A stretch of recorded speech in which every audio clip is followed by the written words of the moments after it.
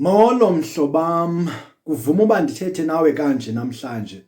Amazwi esiprofeto xa sefikelwe lixesha loba makenzeke, ayikho indlela onowavimba ngayo, ayikho indlela onoma phambi kwawo ngayo eze angenzeki. Ayenzeka nakanjani ngoba uJehova usuke ewathethile and ewafungele. Kungcono futhi xa engawafungelanga. Xa ewafungele nakanjani ayenzeka, kumele enzeke ngale ndlela awathethe ngayo. Kodwa nje lo mazwi mayizaliseka azaliseke kwisizukulwana okuso mawo kweso sizukulwane xa ngabe lo mazwi ngamazwi esiprofeto athethe uba kuyawehla okubuhlungu, kuyawehla okusabisayo, kuyawehla okuza nokufa. Kungcono xa ngabe angamazwi esiprofeto esithetha into enhle. Kodwa xa amazwi esiprofeto athetha into ebuhlungu nento embi ezayo efana nokutshatyaliswa kweGomora neSodom, into efana naleyo mawo xa ukweso sizukulwana kuyawusinda nje kuba ube semkhombeni njengoNowa, ngoba uNowa wasindiswa ngumkhombe ngemini yemvula. Ngoba uThixo uhlala enecebo lokusindisa abantu bakhe. Umkhumbi wawulicebo likaJehova lokusindisa abantu bakhe kulonto owayehlele ukuyenza abo bamkholwayo, ngoba akafuni ukuchabalalisa wonke umuntu xa esukuba kufika ixesha lokuchabalalisa. Usuke efuna ukuchabalisa uhlobo labantu abarong, uhlobo labantu asofanele basuswe emhlabeni. Usuke efika ixesha labo. Kodwa abantu ngexesha likaNowa azange bafuna ukumamela uNowa.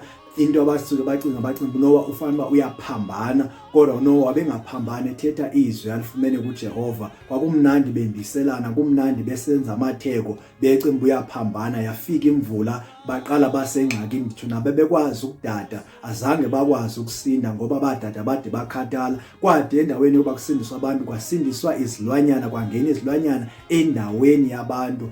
Kwasinda izilwanyana, kwafanele kusinde abantu ngenxa yabantu ungamameli. So kamazwi kaJehova akanawutshintshwa. Nditsho noba ungafasta uziyofa xa ewafungela uJehova, lo mazwi soze atshintshe. Ungathandaza ude uphume imijuluko yegazi, asoze uncedakale, asoze itshintshe loo nto uJehova ayithethile. Into efanele ube nje uyenze wena ukulungisa isimo sakho soba uzifumane ulilungisa, uzifumane wenza kakuhle phambi kwaJehova. Zaye zonke izinto uJehova icebo lakhe liyawuba kukusindisa wena, uyakukusindisa ngendlela azi ngayo ukuthi uyakukusindisa kanjani kweso sizukulwane esisuke sifike lilizwi lesiprofeto. Elo lizwi lesiprofeto ililizwi elibuhlungu, ililizwi elibi, ililizwi elithetha ngokufa, ililizwi lokuchabalalisa.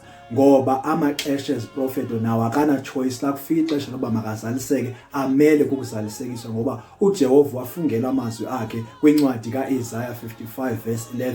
Utsho njalo uba izwi liphuma emlomeni wakhe alikwazi uze emhlabeni lifike emhlabeni lingayenzi into ayithumileyo, alithume yona. Liyayenza libuyele kuye likwenze konke. uGabriel yona ngelo sethenjiweyo emazulwini, xa isuka ezulwini ize emhlabeni, isuka ithunyiwe ithenjiwe nguJehova. Xa ifika emhlabeni fanele kuyenze yonke into eyithunyiweyo, ibuyisele impendulo kuJehova ngenkani, ngoba ithembekile, ilungile phambi kwaJehova, ifanele uba ibuye nempendulo. And into uzuyimake ngeengelosi ezibalulekile ezulwini, amagama azo xa iphela uGabriel, uMikhayeli, aphela ngo-El. U-El ngamandla kaJehova ke lawo. Amagama kaJehova uElroy, uElohim, uEl Shaddai, ano-El ekuqaleni ngamandla kaJehova, thetha amandla kaJehova. That means ke ingelosi zonke zikaJehova ezinala magama amakhulu kangaka, zonke into eziyenzayo ziyenza ngamandla kaJehova, zinikwe amandla, zinamandla kaJehova, so ziyayenza ke yonke into efanele uba ziyenze. uMshumayeli uthi, uMshumayeli chapter 3 uverse number 1 kuyotsho ku-8, yonke into inexesha layo emhlabeni mamayenzeke. Yonke into kaJehova ibekele ixesha. Uthi ke ngokuMshumayeli unexesha lokulima, kunexesha lokuvuna, kunexesha lokukhala, kunexesha lokuthula, kunexesha lokuzalwa, kunexesha lokufa. Wonke umuntu ozalwe enyameni ulindelwe kukufa, idestiny yakhe kukufa, isiphelo sakhe kukufa, ulindelwe kukufa. Xa umuntu esiba esifa uya emisebenzini yakhe, uba ubelilungisa, wenza umsebenzi wobulungisa. Xa ifa uya ebulungiseni, uye ezulwini, uya esifubeni sika-Abraham uyothuthuzela ngo-Abraham asule inyembezi. Akasozeli, akasalambi, wehlukene nento zasemhlabeni. Ayisekho into angayenza ayenzele umhlaba, ngoba kaloku sesusiwe emhlabeni usezulwini. Obenza imisebenzi yobubi, imisebenzi kaSathane, lowo muntu lowo uthi xa efa aye kwidestiny yakhe ngokufa, abe sesihogweni, ayotsha, athuthunjelwe, kube buhlungu kuye. Uyakhala, ukhala kabuhlungu, and ukhalela nabantu abashiye emhlabeni uba bangamamela amazwi kaJehova, benze umthetho kaJehova, ngoba bona banechance ukwedlula yena kulandawa kuyo, ukuze bangayi kulandawa kuyo, ngoba akafuni into yakulandawa, kuba uyabuva ubuhlungu bakhona. Ebe engenanto anoyenza yenzela umhlaba, ebe ingenanto ayinoyenza yenzela abantu abaphilayo, kodwa umuntu une-chance engcono ngumuntu osaphila oba makaguquke endleleni zakhe, afunde umthetho kaThixo. Nditsho noba umuntu ungaya uyothetha naye emangcwabeni, uphathe amakhandlela, uphathe izinemfu, uphathe amanzi, uthi uyothetha naye bakwenzela into, ayikho into azakwenzela. La muntu usesihogweni, usezulwini, nje ngumzimba wakho obolileyo lowo osemathuneni, akho nto unoyenza ngaloo nto. So-ke wena into ofanele uyenze, funeka umamele amazwi kaThixo, ubuyele kuJehova. Futhi-ke umuntu xa etshonile, kumnandi basimlilele, ngoba ukumlilela kwakho umuntu ukwehlukana kwabantu abathandanayo. Ukwehlukana kwabantu abathandanayo akumnandanga. So umuntu xa ngabe sehlukana naye kumnandi basilela, but silile sazi likhona ixesha loba sithule. Funeke sithule, sijongane nempilo, sijongane namazwi kaThixo, senze umsebenzi kaJehova emhlabeni, siguquke, ngoba uJehova licebo lakhe ukusindisa. Akafuni uba sife sonke, ufuna siye kuye ngasifa, akafuni siye esihogweni. Ngoko icebo lakhe ukuthumela uYesu Kristu makaze emhlabeni aze azosisindisa, asifundise amazwi kaJehova. Licebo lakhe, waba licebo likaThixo. And futhi into yobana umuntu athi xa kutshone ugogo wakho okanye umntana omkhulu wakho okanye umama wakho okanye umntanakhe, xa etshonile athi lo muntu uyi-guardian angel, imistake enkulu leyo. Awunokwazi uba uthi umuntu uyi-guardian angel, ngoba iingelosi zincane kunabantu, ziselevelini engaphantsi kuneyabantu. Uthi uDavide uyintoni na umuntu le nto umlandelele kangaka? Ikhombisa uba izinga likaThixo, izinga lo muntu lizinga eliphezulu. UThixo xa izawenza umuntu wathi makuhlalwe phansi, kwenziwe umuntu ngomfanekiso kaJehova.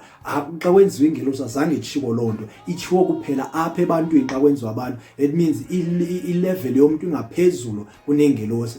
Umuntu more especially abantu bebedibana nengelosi, abantu bebethetha nengelosi, bebethi xa bethi bayakhothama, xa bebona ingelosi bayayikhothamela, bayayithandaza ingelosi, baxela basalusa uyenza loo nto, ngoba mna nawe singabasebenzi bakaThixo. Khothamela uThixo kuphela, hayi mna. That's why bingavumi ukuba ikhothamele umuntu, because level yomuntu iphezulu kuneyengelosi, ingelosi phansi. Nditsho noba umuntu ofile usezulwini obusemhlabeni sekefuna ukwenza umsebenzi wobuguardian, umsebenzi wengelosi, angeke awunikwe, ngoba umsebenzi wengelosi awumfanelanga, ayingowakhe. So-ke ayikho into yoba umuntu angaba yi-guardian angel yomnye umuntu.